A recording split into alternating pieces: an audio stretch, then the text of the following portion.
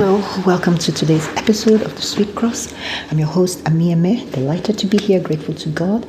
And I want to talk about today persistence and why we should persist, why we shouldn't give up, why we shouldn't throw in the towel. Because I think I figured this out from my own life experiences and then what I observe going on in the world, and especially where I'm coming from, Nigeria. There seems to be a lot going on, not just in Nigeria, but in the whole world. But I want to narrow it down to what I really know about, and of course, what I've been observing as well.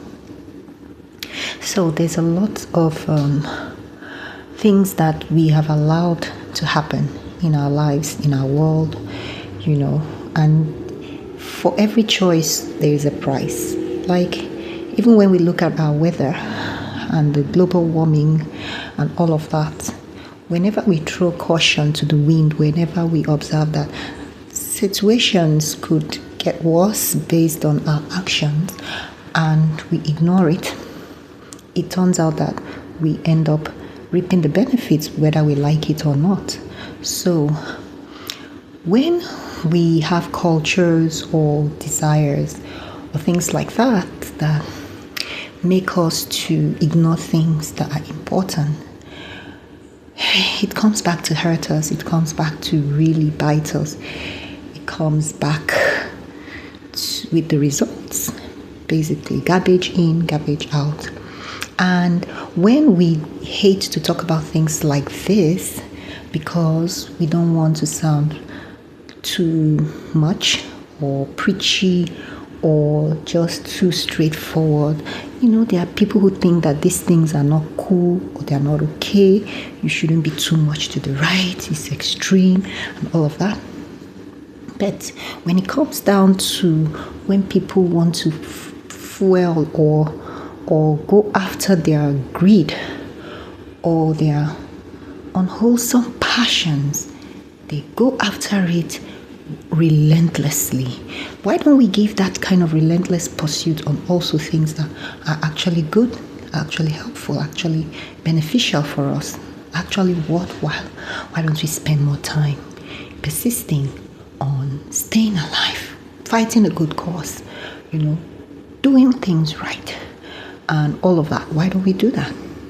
Because I found out that when you are faced with a situation where it is life and death for you, and you find that you have to fight, not just for yourself or for a loved one, and you truly love and you truly believe that if there is a possibility that this can work, that fighting can work, like persisting, that's the word, persisting on track or on doing what is wrong, on following the narrow path can work, then why wouldn't you do it?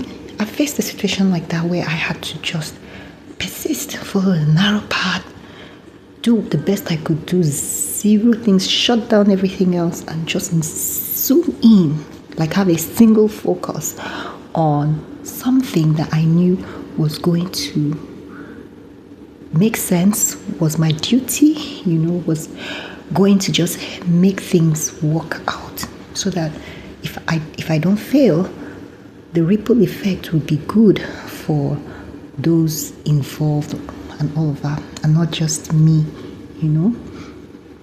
So I had to fight. I had to persist. I had to just focus on my duty, focus on what was my responsibility, ignored everything else, and just fought that good fight of faith, being persistent, being very hopeful, being confident, and not even minding if I would die in the process, if it was going to be too much and it would kill me.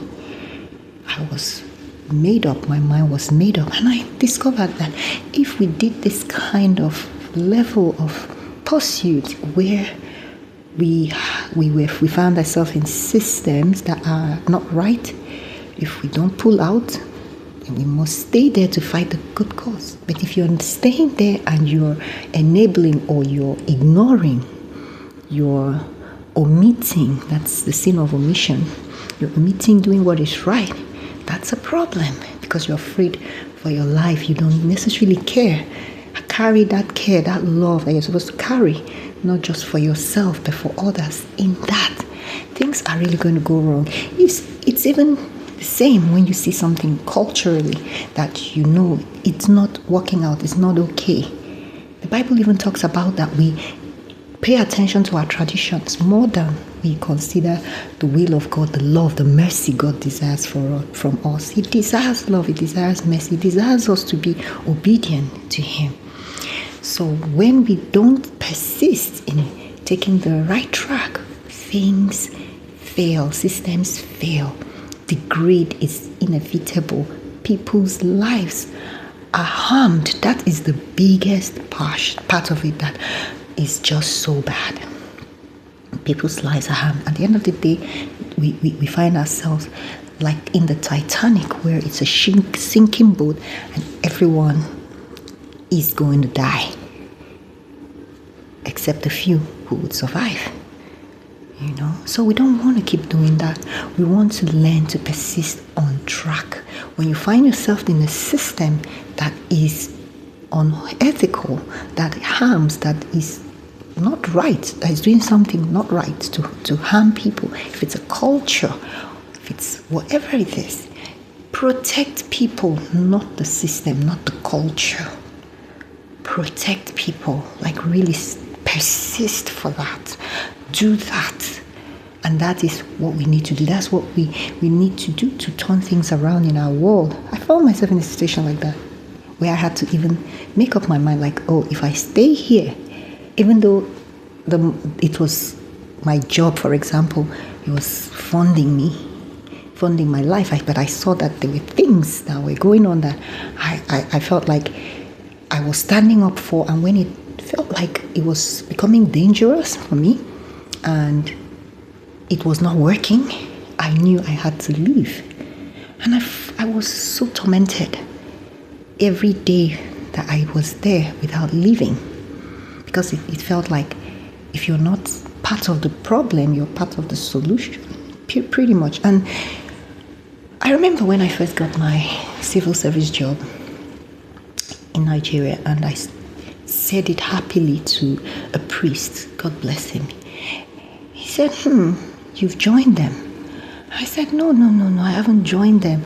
I'm actually different. But how can you prove you're different when you're working in a system that is clogged with corruption, harming people, and you're going to be sent on assignments, perhaps, that are part of that corruptly clogged system, or you're going to be overlooking things that are clearly part of the corruptly clogged system.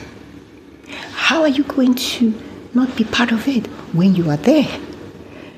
When you are not living and you are not necessarily able to change it?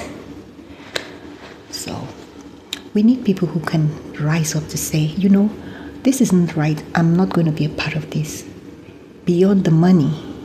And it's such a difficult thing to do when you don't have faith in God, when you don't have an exit. Like I had to trust God for an exit. I had to. And when it happened for me, I took it. It was life and death for me. And this was just a part of it. And then at the end of the day, I found that even in that choice, I still had to persist. I still had to hang in there. I still had to face a lot of hurdles, a lot.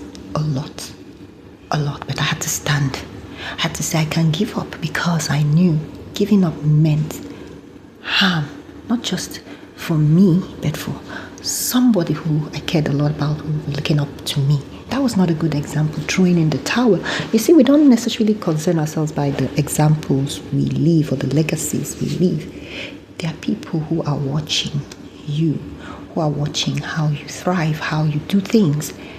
You are a model, whether in your home, whether in your circle of friends, whether in your organization, in your job, in whatever you do. You are modeling something, whether as a neighbor or as a friend. You are modeling something, whether as a part of a family. You are modeling something, and you should care about what it is. We think that, not everything matters, but it does. It really does. I think we should really embrace that culture of being persistent on track and not see it as too much, not try to point fingers of people who are trying to persist on track, not try to discourage them. You know, I was out yesterday, I was discussing with a very lovely person, I must say. But she looked at me and felt like, oh, you are so stressed. I knew I was so stressed. I carried the stress all over me, on my skin, in my body, in my voice, in my nerves. But I said to her, I know why I'm doing this. I know why I'm keeping up. I know I'm staying up alive. I know I'm persisting because the consequences of that are far reaching, is far beyond me.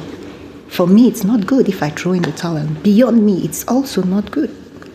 So I have to persist. And I have to persist on track, on the right thing. And if we all did that, we all found out our space, our duty, our main priority, our main focus, our main assignment here on it, I'm focused, and especially on track, on doing things on track, far beyond ourselves, it would change a lot of things. Yes, we should take that into our systems, we should take that into our families. I learned growing up in primary school that the family is the smallest unit of society. If a family tolerates people, for example, lying to others, that is harm already you're creating. You're modeling that, you're encouraging that, you're enabling that. You are harming not just another person, but you're harming even those you claim you love, because you have modeled for them that it is okay. It is okay to do that. And you have weakened whatever they could have that could strengthen them morally, ethically, to thrive on track. You have destroyed it. They go out in society. That's what they learned from the smallest unit. That's what they learned. They can't do any better. And they're confident in it, even when they're harmful. Come on. We need to do better. And we owe each other that. Not just ourselves. We really do owe each other, because people can get confused, like overwhelmed. And of course, you can see the world reacting to the overwhelm, the confusion of just a misalignment, because it harms the harm itself. It's a lot of pressure on in society, in the world. The earth cannot even bear it anymore. And we all can't. A lot of people are moving with so much stress, so much disorder, so much sadness, so much sorrows because of harm, so much coldness. It's like we are losing our soul. It's the spark of life. We're losing it. And we're persisting in that when we know it's a dead end.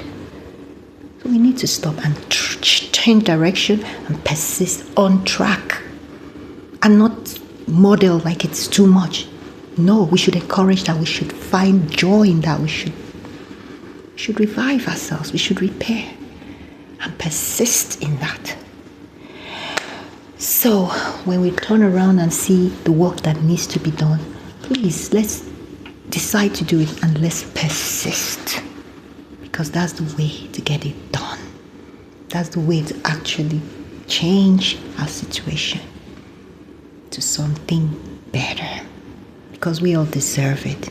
And I know deep down inside of all of us is that beautiful, that goodness. I know it's there. I am sure, because I carry that inside of me. And I want to preserve that. I want to encourage that. I don't want to lose that, regardless of all the harm that has happened. I want to maintain it, and I trust that by God's grace, that will be my experience. So until I come your way next time, I hope that this is encouraging one way or the other. God willing, I'll be here again. And please remember that God loves you magnificently, and I love you too. That's why I come here. I do this not because of money or anything. I just want to show up and do something right persistently. Bye.